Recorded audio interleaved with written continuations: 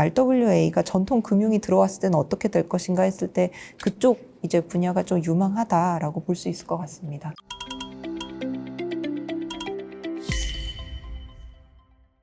네, 안녕하세요. 블록 깨기 시즌4 웹3 이슈 체크 진행을 맡은 아나운서 황유진입니다.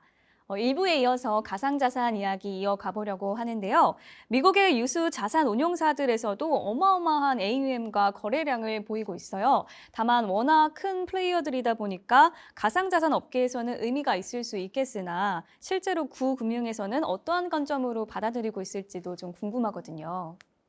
사실 제가 느꼈을 때는 제 개인적인 느낌일 수도 있겠지만, 거래량과 그다음에 AUM 사이즈로 보면 ETF 안에서도 굉장히 의미 있는 거래량과 또 플로우를 보이고 있거든요. 근데 그거에 비해서 아직까지는 자산의 특수성 때문에 많은 분들이 그 정도까지였어? 약간 이렇게 이해를 하시는 분이 많은 것 같아요. 특히 저 같은 경우가 이제 하루 종일 보는 게 이제 그런 데이터다 보니까, 이거는 이 시계를 이 기준으로 했을 때 막 세 번째고 두 번 이런 얘기를 아무리 해봤자 그래봐야 아직 AUM 얼마 아니야? 약간 이렇게 이야기를 좀 하시는 것 같고요.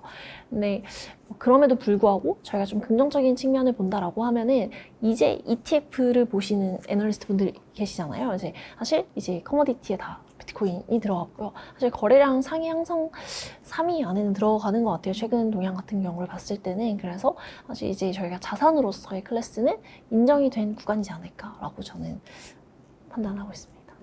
어떤가요? 아직 좀 쉽게 인정하지 않은 분위기인가요? 저는 여기서 조금 더 되게 비슷한 것 같아요. 근데 보통 저희가 말씀드릴 때 앞으로 어떻게 될 것 같냐, 미국 ETF 산업, 특히 뭐 비트코인 쪽 ETF 산업이 어떻게 될 것 같냐 했을 때는 많이 말씀드리는 게 금 ETF 선례를 한번 보자. 2004년에 출시가 돼서 지금은 현재 사실 많은 기관 투자자분들의 어떤 포트폴리오에 항상 이제 애드가 돼 있는 거고, 그렇게 봤을 때는 사실 캐나다 피델리티 아까 말씀드렸던 올인원 그 ETF에 1에서 3% 정도가 이제 할당이 됐다는 거, 그런 거 자체를 본다면 사실 장기적으로 봤을 때는 구금융 관점에서는 사실 충분히 장기적으로 갔을 때는, 물론 말씀하신 것처럼 기관 자금이 지금 아주 들어온 것도 아니고 아주 초입이거든요. 그렇기 때문에 여기서 조금만 더 뭔가 진행이 되고 계속 금 ETF 선례처럼 좀 생각을 해본다면 앞으로는 기관 투자자 포트폴리오에 이제 포함이 될 수 있다고 생각이 들고, 캐나다 사례처럼 그런 식으로 미국의 어떤 ETF 산업도 전개가 되지 않을까 생각이 듭니다. 국내에서의 열풍도 어마어마하잖아요. 타 자본시장으로서의 자금 유입을 해칠 수도 있다는 것에 대해서는 좀 어떻게 보고 계실까요? 아마 이제 그 이야기가 사실상 이제 금융위원회 부위원장님께서 사실 이번에 중계까지 금지를 하면서 이제 했던 코멘트 같은데요. 이제 특히나 이제 코리아 디스카운트라고 하죠. 그래서 안 그래도 사실 이제 어느 정도 증시에 디스카운트가 있는 입장에서 이제 국내 코인 거래량은 또 압도적이잖아요. 일시적으로 막 달러를 제쳤을 만큼. 근데 그런 와중에 굉장히 그쪽으로 큰 흐름 자금이 이제 들어갈 수 있다라는 우려도 사실상 위에서 했던 건 맞는 이야기인 것 같고요. 사실 근데 이게 해친다, 그러니까 흘러 들어가는 것과 해친다의 표현은 굉장히 다르기 때문에, 이제 그거를 저는 제 개인적인 입장에서 보면 저는 어차피 그 구간은 필요하다라고 생각을 하거든요. 다만 이게 명확한 어떤 제도적인 툴이 있거나 혹은 이거에 대한 흘러 들어가는 건 좋지만, 이거에 대해서 만약에 누군가 또 불만을 갖거나 하면은 이제 또 그런 밸런스 맞추는 거에 있어서 좀 어려움을 느낄 수 있어서 좀 부담을 느끼지 않나, 이런 생각을 해봤던 것 같고요. 근데 그거와 별개로 자본시장에 단순히 특정한 자산군이 사실 이렇게 해를 끼친다, 전 이런 거에 있어서 사실상 그건 모든 자산에 해당하는 거지 않을까, 이렇게 생각을 하고 있습니다. 그리고 여기서 조금 더 애들을 하면, 저희가 한 1년 전에 보고서를 하나 낸 적이 있는데 그때 저도 사실은 놀랬었어요. 그게 비트코인이랑 주식시장과의 상관관계가 상승 트렌드긴 한데 사실은 다른 자산군에 비해서는 상관관계가 좀 낮게 나왔거든요. 그 말인 즉슨 그게 위험 조정 수익률 측면에서 봤을 때는 사실 같은 리스크 대비 리턴이 이제 높아진다는 거니까, 포트폴리오에 이제 이제 편입할 수 있는 자산군으로서 뭔가 위치가 이제 된다는 거거든요. 그렇게 봤을 때는 사실 ETF 승인 이후에 투자 방식도 다변화되고 이런 어떤 말씀 주셨던 여러 가지 수혜들 이런 거를 봤을 때 사실 이런 자금 유입을 해칠 수 있다라는 어떤 우려 때문에 여러 가지 수혜를 약간 이게 조금 놓치는 것 같아서 개인적으로는 좀 아쉬운 생각이 듭니다. 추가로 궁금한 게 이제 ETF 상품이라고 했을 때는 보통 현물도 기관들이 투자를 직접 할 수도 있고 또 ETF에도 투자를 할 수 있고 이렇게 옵션이 여러 가지가 이제 열려 있잖아요. 근데 지금 시장은 현물은 기관들이 사기는 좀 어려운 구조로 되어 있고 근데 이제 ETF로는 자금이 흘러 들어올 수 있게 먼저 좀 되어버린 것 같은데 이제 앞으로 만약에 증권사들 같은 곳에서 직접 BTC 같은 걸 거래를 할 수 있게 되거나 지금은 이제 가상자산 거래소라는 곳들을 통해서만 되지만 이제 이렇게 돼서 기관들이 이제 BTC 현물까지도 직접 이제 자산군으로 보고 투자를 하게 됐을 때 그때는 이제 BTC ETF 시장이나 이제 BTC 전체 시장에 좀 어떤 영향이 생긴다고 봐야 될까요? 그게 바로 이제 자금 유입이 아닐까 생각이 들어요. 그래서 말씀하신 정확한 포인트가 이제 기관 자금이 본격적으로 들어오기 시작하면서 그러면 정말 저희가 전망한 시총이 가상자산 시장의 시총이 정말 커질 수 있는 계기가 될 수 있는 거고 그러면서 이제 앞으로 나중에 이제 또 말씀드릴 거긴 한데 이제 전통금융이 들어오게 되면 아무래도 그거랑 관련이 되는 RWA라던가 또 아니면 디파이라던가 또 그 결제에 필요한 스테이블 코인 이런 분야들도 성장을 하는 거기 때문에 그렇게 봤을 때는 전체적인 가상자산 시장의 어떤 발전 가능성을 굉장히 유망하다라고 생각해 볼 수 있을 것 같습니다. 아직까지 국내 같은 경우는 또 거래소라는 비즈니스 외에 약간 성공적이거나 혹은 돈을 버는 수익 모델이 부재다라는 얘기도 굉장히 많잖아요.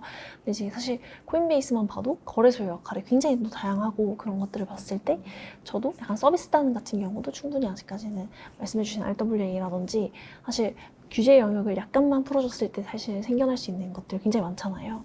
저도 그런 부분 기대하고 있는 것 같습니다.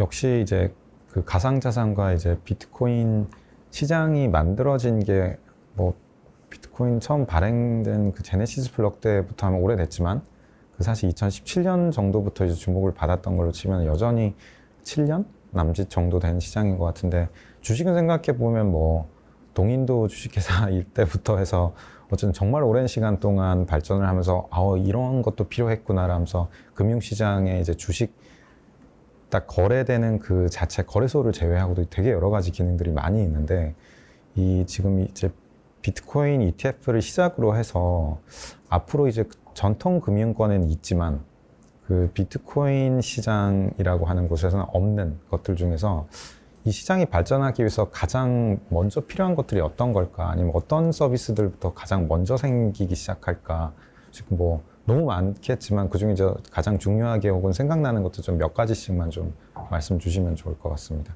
일단 저는 좀 클리어한 규제가 좀 제일 필요한 것 같고 두 번째는 법인의 시장 참여가 굉장히 필요한 것 같아요. 왜냐하면 저희 분석 자료에 의하면은 2030년까지 만약에 민간 기업이 가상자산 진출을 했을 때는 2030년까지 여러 가정을 했을 때 46조 원 정도 경제 가치가 창출이 된다 했을 때 그걸로 인해 나타날 수 있는 어떤 매크로적인 효과들, 일자리 창출이란 거나 이런 거 다 차치하더라도 추가적으로 지금 현재 우리 시장 상황을 봤을 때는 개인 투자자들이 이제 거래를 하시기 때문에 그런 부분에서 봤을 때는 사실 약간 투기적인 어떤 행위라던가 이런 게 조금 만연해 있는 이런 분위기가 있기 때문에 만약에 이제 법인이 정말 들어온다, 공인된 기관이 들어왔을 때는 아무래도 진짜 가격 발견 기능이라던가 이런 게 좀 있기 때문에 기존의 어떤 가상자산 시장에 좀 만연되어 있는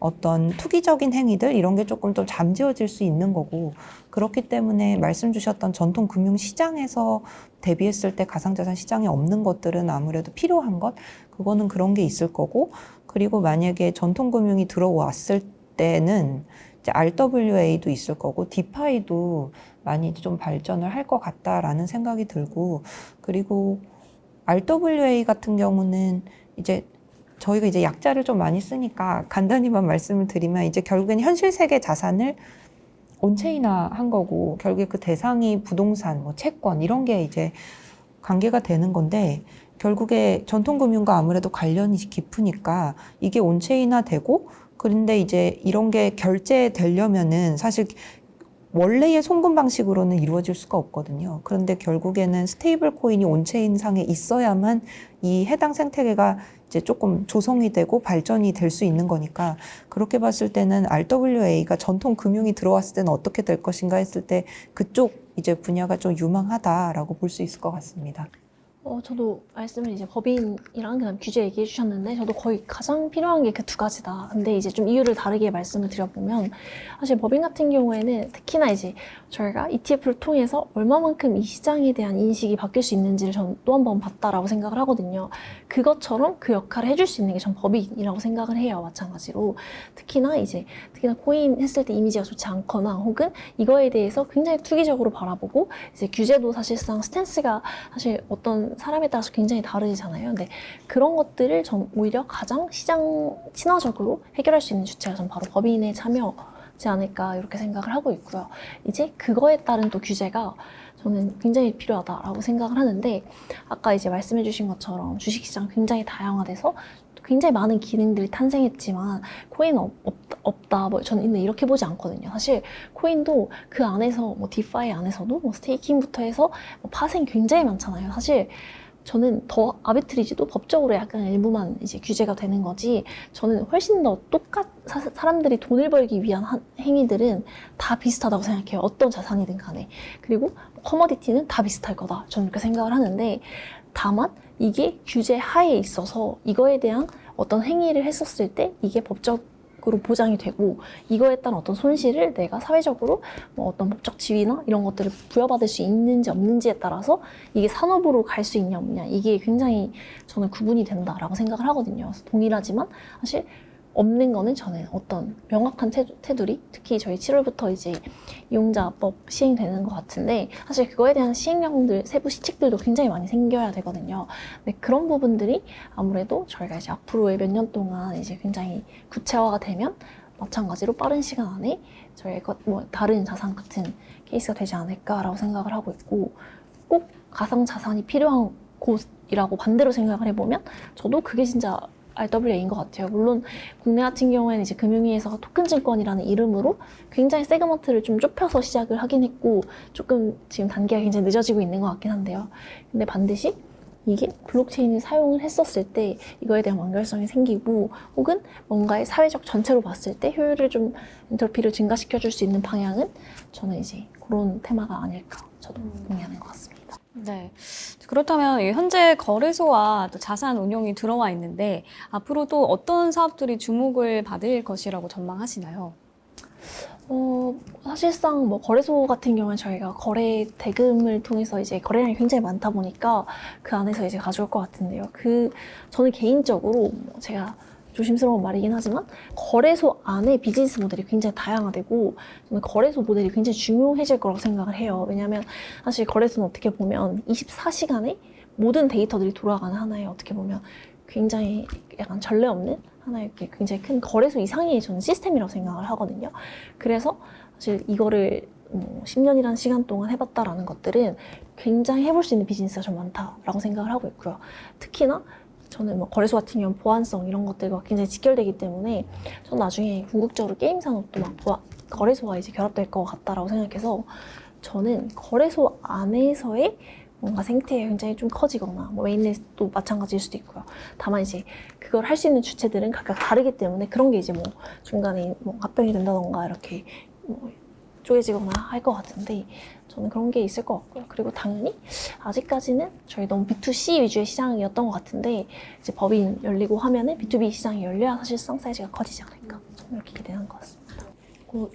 이게 또 ETF가 상장된 다음에는 여러 유통 채널을 통해서 이제 배포가 되는데 그 유통 채널을 다 섹터별로 나눠보면 갤럭시 디지털이라는 데서 뭐라고 그러냐면 이게 뭐 투자 자문사 대비해서 브로커 딜러나 뭐 은행에 이제 유통되기 시작하는, 그러니까 온보딩 되는, 여기서 온보딩이라는 말은 무슨 말이냐면 각 기관들이 이거 심사를 거쳐서 이 현물 ETF를 우리 고객들한테 소개해도 되겠다라고 심사하는 어떤 일련의 과정을 온보딩이라고 하는데, 이 온보딩하는 과정이 은행이나 브로커딜러가 훨씬 오래 걸린대요. 그렇기 때문에 한 2, 3년은 걸려야 될 것이다. 이 은행이나 브로커딜러가 온보딩 되려면.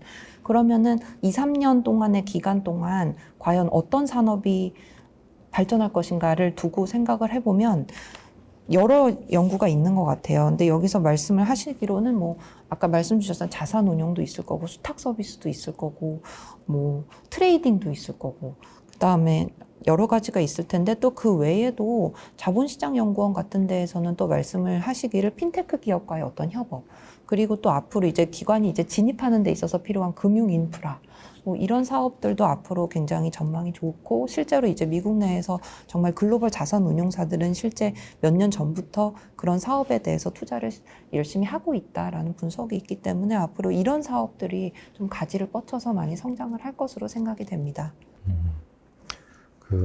사실 중국 쪽을 제가 좀 간단히만 좀 여쭤보려고 하는데, 뭐 규제나 이런 것보다는 사실 지금 세계 경제에서 그래도 중국, 그리고 조금 더 넓게 중화권이라는 이제, 그리고 그 화교들이 가진 그 자금력, 이런 부분들이 큰 역할을 하는데, 사실 뭐 공식적으로는 그 중국은 가상자산을 전혀 취급을 하지 않고 있다 보니까 이게 가면서도 아직 한 축이 좀 빠져 있는 느낌이 계속 있는데, 앞으로도 조금 기존 전통금융은 좀 다른 이런 어떻게 보면 좀 기형적인 형태가 계속 갈 수 있을 거라고 보는지, 아니면은 뭐 업계 내에서는 이제 중국에 더 적극적인 역할이 있을 거라고 보는지, 뭐 그런 부분들에 대한 의견 좀 주시면 좋을 것 같습니다. 앞으로 홍콩을 중심으로 좀 적극적인 역할이 있지 않을까 생각이 들어요. 왜냐하면 홍콩을 생각을 해보면 사실은 금융허브로서 좀 규제가 약간 자유로운 편이기 때문에 상대적으로 타 관할권, 그러니까 약간 폐쇄적인 타 관할권 대비해서 블록체인을 적용하기 좋은 규제 환경이거든요. 그리고 특히 약간 그 메인랜드 정부에서 이제 굉장히 서포트를 많이 해주고 있고, 그리고 얘네가 홍콩을 샌드박스 구역으로 지정을 했어요. 근데 얘네는 경험이 있어요. 마카오를 실제로 샌드박스로 지정을 해서 관광 지역으로 굉장히 성공시킨 사례가 있기 때문에 경험적으로 효율적이라는 거죠. 그래서 샌드박스로 해서 얘네 목적이 뭐냐면 뉴욕만큼 성장을 시키자, 금융 중심지로.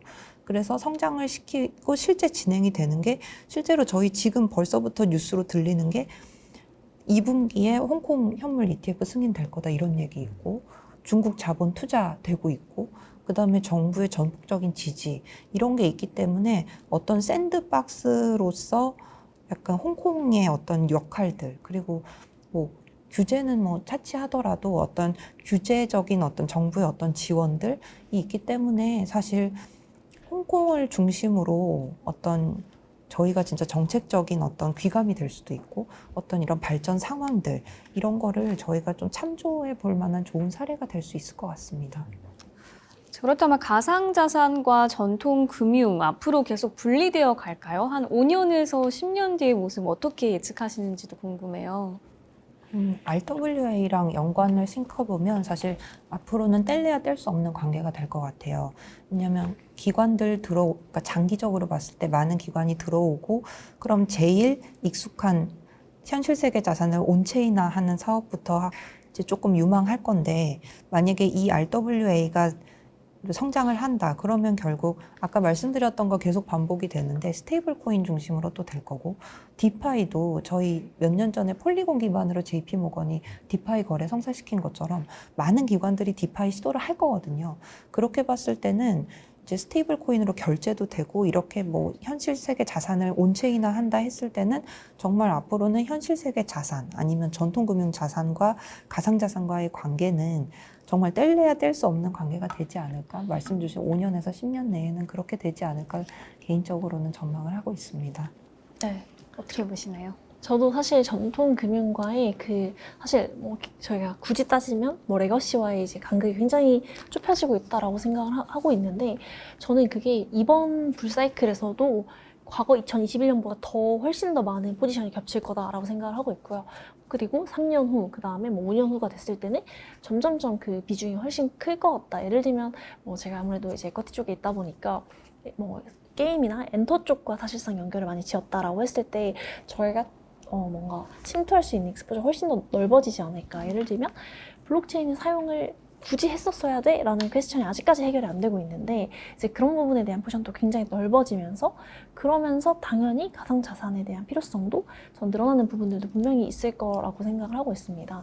뭐 앞서서 이제 워낙 스테이블이나 매크로 측면에서 얘기를 많이 해주셨는데 이제 그런 부분에서도 사실상 지금도 사실 벌써부터 자금이 뭐 특정 시기에는 막 커플링 했다가 뭐 사실 뭐 금의 사실 ETF는 일부는 사실 어떻게 보면 비트코인으로 이동 전했다라고 보고 있거든요. 근데 그런 관점으로 짧게 보면 이미 사실 저는 이 경계가 굉장히 무너지고 있다라고 생각을 하는데 그게 산업단 혹은 뭐 저희가 보는 뭐 예를 들면 비즈니스단 혹은 기술단 이런 부분에서의 저는 경계는 거의 많이 사라지지 않을까. 그리고 그게 가장 첫 번째로 오는 부분은 오히려 아이러니하게 저는 금융 쪽이지 않을까라고 생각을 해요. 왜냐하면 기술 같은 경우는 필요성이 있어야 되고 이게 더 나아야 한다라는 당위성이 반드시 있어야 되지만 금융 같은 경우에는 사실상 규제를 해주냐, 그러니까 열어주냐 안 열어주냐의 문제지 뭐 말씀해 주신 것처럼 폴리곤을 통해서 이걸 했을 때 효율성이 너무 명확하게 보이거든요. 이걸 해야만 사실 거래 효율성을 줄이고 기존의 레거시의 틀을 바꾸는 게 좀 힘들겠다라고 생각하지만 이거에 대한 당위성이 또 명확하기 때문에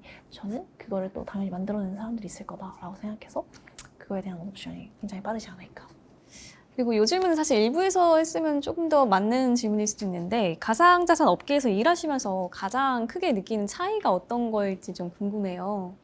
사실 저는 가상자산 업계에서 일을 해보지 않았고 이제 앞으로 일을 해봐야 되기 때문에 사실 저는 이제 사실 전통 금융권에서 가상자산을 보고 있다 보니까 그 괴리감을 굉장히 많이 느끼긴 해요. 아무래도 아직까지는 가상자산은 기관의 수요가 없거든요. 그러니까 제가 피드백, 그러니까 예를 들면 저희가 뭐 섹터가 게임이다, 뭐 인터넷이다 하면은 저희가 뭐 펀드에서 비중을 채우니까 이거에 대한 저희가 항상 니즈가 있어야 되는데 가상자산은 되게 단순한 질문에 그치거든요. 그래서 그러다 보니까 제 롤에 대한 고민을 좀 많이 했던 것 같아요. 그래서 내가 과연 어떤 자료를 제공을 해줘야 되고 어떤 역할을 해야 되지? 라고 조금 헷갈릴 때가 있었어요. 예를 들면 뭐 ETF는 이게 뭔데? 그러니까 모두에 대한 궁금증이 이제 하나로 일치되는 케이스가 있지만 사실 이거는 아시다시피 많지 않았잖아요. 지난 뭐 한 1, 2년 동안. 그렇다 보니까 저는 많은 분들이 비슷해하거든요. 비트코인의 내재 가치는 무엇이냐? 비트코인 이거 왜 가짜 돈으로 진짜 돈을 사는 거냐? 다 비슷하시거든요. 질문들이. 이거를 어떻게 하면 효과적으로 설득을 하고 이게 주식시장의 논리와는 왜 근본적으로 다르게 접근을 해야 되는지 그리고 이게 어떻게 하면 좀 더 로지컬하게 그들 입장에서 뭔가 이해시킬 수 있는지 약간 이런 부분들에 대한 좀 고민을 많이 했던 것 같고 그게 조금 저도 막 약간 내가 이것까지 다 해줘야 되는 건가? 막 이런 생각 들고 이런 게 조금 약간 힘들었던 것 같아요. 그럼 이제 앞으로는 가상자산 업계 쪽에 완전히 발을 담그시게 되시는 건가요? 그렇습니다. 그럼 어떤 마음가짐과 어떤 준비들을 하고 계신지도 좀 궁금해요. 준비라고 해봐야 마음가짐밖에 없는 것 같은데 이제 저도 리서치를 하는 입장에서 보다 보니까 명확하게 이해 안 되는 것들이 굉장히 많거든요. 이거 진짜 써봐야 사실 이해가 훨씬 더 많이 되고 제가 보면서도 이게 될까 안 될까에 대한 퀘스천이 사실 풀리지 않는 것들이 있었어요. 이거의 비즈니스 모델은 뭘까? 항상 디파이 볼 때마다 얘네는 이렇게 많은 돈을 어떻게 벌까? 이런 것들 항상 생각이 들거든요. 근데 이제 그거를 아무리 제가 알고 싶어도 아는 데가 한계가 있더라고요. 근데 이제 업계를 가면 사실 좀 자연스럽게 알게 되지 않을까? 약간 이런 마음가짐으로 가는 거지 사실 제가 아직 아무런 능력이 없기 때문에 가서 뭘 하겠다 뭐 그런 부분은 없는 것 같습니다. 답을 찾으러 가는 여정이시네요. 응원하겠습니다. 최은일 연구소님께서는 이 어떠세요? 말씀이 진짜 맞는 것 같아요. 이게 블록체인이라는 게 이 업계에 있다 그래서 딱 뭐 가상자산, 블록체인 이거에 대한 지식뿐만 아니라 사실 뭐 경제, 정치, 사회 뭐 이런 게 다 어우러져 있기 때문에 리서치 하는 입장에서는 굉장히 많은 걸 알고 있어야 되는 것 같아요. 그러다 보니까 약간 근데 또 말씀하신 것처럼 약간 자료는 사실 많이 없으니까 그런 걸 좀 많이 빨리 숙지하고 여러 개를 알아야 되는데 또 좋은 점은 뭐냐면 사실 리서치 하는 입장에서는 그런 어떤 아웃풋이 나왔을 때 이게 처음인 경우가 되게 많더라고요. 근데 사실 주식 계시지만 이렇게 약간 주식 같은 경우는 여러 다양한 견해들이 굉장히 이미 많이 나와 있고 뭐 새로운 분석들도 있지만 사실 가상자산인 경우는 이제 제 아웃풋이나 저희 팀의 아웃풋이 좀 처음인 경우가 많아서 개인적으로는 그런 점이 굉장히 좀 뿌듯한 부분 중에 하나인 것 같습니다. 네. 그러면 여쭈고 싶은 게, 이 가상자산 업계로 취직 혹은 이직, 뭐 커리어를 준비하고 계시는 분들에게 해주고 싶은 조언이 있으시다면요? 이게 아무래도 좀 학습 의지가 좀 중요한 것 같아요. 이게 새로운 컨셉이나 뭐 제 전공이 아닌 분야들 이런 거를 알아야 되기 때문에 이거 약간 모르는 거를 빨리 해결하려는 어떤 그런 호기심을 빨리 해소하려는 분들 아니면 업무를 통해서 어떤 본인의 스킬셋을 좀 개선하시려는 분들이면 누구든지 네, 여기에 종사하실 수 있을 것 같습니다. 네, 맞습니다. 제가 마지막 그 어떤 희망찬 질문을 드리기 전에 이제 저도 이제 업계에 어쨌든 7, 8년 정도 이제 쭉 업계를 네, 고인물로서 보게 됐는데 조금 전에 이제 저희가 비트코인 위주로 얘기를 했지만 어쨌든 시장 전망과 이제 글로벌 움직임을 얘기를 하면서 한국 얘기는 한 번도 안 나왔어요. 근데 이제 저는 이게 사실 많은 거를 얘기해주고 있다라고 생각하거든요. 한국이 글로벌리 되게 중요한 시장이지만 막상 누군가가 와서 한국이 어떤 게 주목을 받는 거야 얘기하면 우리의 용감한 투자자분들 그리고 수많은 가상자산을 투자해본 경험을 제외하고는 사실상 되게 많이 없잖아요. 그리고 방금 이제 말씀하셨던 것처럼 많은 분들은 이제 비트코인 ETF가 미국에서 승인됐으니까 비트코인 ETF의 발전으로만 보는데 방금 말씀하셨던 건 한국에서는 애널리스트 분들이 비트코인에 대한 이야기를 하더라도 기관 수요가 없다 보니까 당연히 애널리스트 분들이 그거를 더 집중하고 고도화할 수 있는 길도 많이 어렵지만 생각해보면 미국에서 비트코인 ETF가 승인된 지금 JP모건이라든가 뭐 블랙락이라든가 피델리티에 있는 애널리스트들은 얼마나 많은 비트코인에 대한 연구와 분석과 콜을 하고 비트코인 수탁과 보안에 대한 고민, 규제와 세금에 대한 고민 등등이 그 산업 발전이 물밑에서는 이제 동시다발적으로 이루어지고 있다라고 보고 있는데 여기까지가 이제 조금 한국은 이제 안 그렇다는 측면에서 좀 우울한 얘기였었고 근데 반대로 아직 있지는 않지만 그래도 한국 가상자산 업계가 성장할 수 있는 그 잠재력이 있다면 어떤 분야에서 어떻게 나올 수 있을까? 없으면 잘 안 보인다고 얘기를 해주셔도 되고요. 네. 그게 대표님께서 말씀하신 그 부분이 딱 그 성장 잠재력인 것 같아요. 그 투자자분들이 확실히 우리나라는 시장에 대한 관심도 굉장히 많으시고 이게 되게 궁금해하시고 이 가상자산 시장에 대해서 투자해 보신 분들도 꽤 많고 그렇기 때문에 그런 게 잠재력인 것 같아요. 근데 다만 거기에 이제 플러스로 애드돼야 될 게 좀 있는 거죠. 저희 우리나라 같은 경우는 말씀드렸던 저희 얘기 나눴던 뭐 법인이라던가 아니면 정말 클리어한 규제 뭐 이런 게 좀 애드되면 한국 시장은 정말 큰 잠재력을 갖고 있지 않을까라고 저는 생각이 듭니다. 질문 속에 답이 있었네요. 네. 저는 국내 시장 같은 경우도 저희 막 모든 코인들의 그 가장 높은 시세는 국내 거래소에서 일어난다. 이렇기 때문에 해외 프로젝트 파운더분들이 사실 국내 시장을 굉장히 주목 많이 하고 항상 한국은 꼭 들린다. 약간 이런 게 있기 때문에 저는 그게 약간 양날의 검이지 않나. 왜냐하면 그렇기 때문에 사실 해외에서 국내 시장은 굉장히 매력적으로 볼 수밖에 없고요. 그렇기 때문에 국내 시장에서는 훨씬 더 규제에 대한 그 뭔가 타이트함이 들어갈 수밖에 없는, 왜냐하면 생각보다 많은 자금과 저희 항상 그 조사하잖아요. 상반기, 하반기 거래 실태 조사 같은 거 하잖아요. 근데 그게 사실은 굉장히 실제 경제에도 영향을 줄 수 있겠다라고 판단하시는 분들이 있을 만큼 좀 그런 약간 거래에 많이 집중이 된 것 같아요. 다만 이거에 대한 관심도를 사실 비즈니스로 돌리려면 저도 말씀해 주신 것처럼 사실 뭐 법인이든 이런 기회들이 많이 열려야 되는데 그게 없다 보니까 오히려 개인 투자자들이 할 수 있는 건 사실 트레이딩밖에 없거든요. 제 주변에서도 코인에 가지고 관심을 가졌다가 다 빠지는 친구들이 결국은 트레이딩이에요. 혹은 조금 더 사이즈의 기업을 크게 한다라고 하면 마켓메이커 정도 생각하는 것 같은데, 그래서 좀 그럴 수 있는 환경이 뭐 조금은 약간 적지 않나라고 생각합니다. 네, 뭐 두 분 답변 듣다 보니까 뭔가 한국이 지금 보유하고 있는 기세라고 해야 될까? 어쨌든 그 개인 투자자들의 그 잠재력은 사실 어마어마한데 이게 어떤 방향으로 표출될 수 있게 하느냐에 따라서 이게 정말 장점으로 작용할 건지 우리나라 금융의 리스크로 계속 작용할지가 달라질 것 같아요. 그래서 정말 이 무작정 또 규제만을 기대할 수는 없다 보니까 지금 오늘 이제 나오신 분들처럼 이 업계에서 이제 점점 더 정말 그 똑똑한 브레인 분들이 많이 활약을 해주시면서 업계의 성장을 끌어가다 보면 우리나라도 모멘텀을 잃지 않고 중요한 역할을 해나갈 수 있지 않을까 그런 생각을 하게 되는 것 같습니다. 네, 좋습니다.